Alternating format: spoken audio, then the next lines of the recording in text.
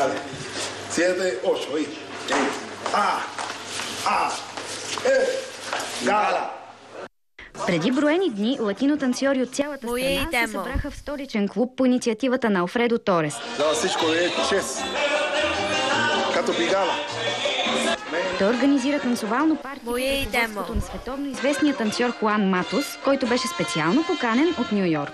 Защо реши да поканиш точно Хуан днес? Значи, аз реши да го поканя, защото той е човек, първо ми е приятел.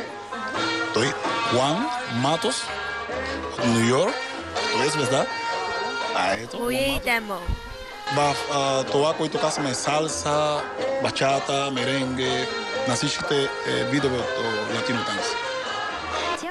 Матос се забавлява с танцорите, като им показа най-новите течения в латиноамериканските танци, а накрая вечерта се превърна в горещ купон с много усмивки и настроение.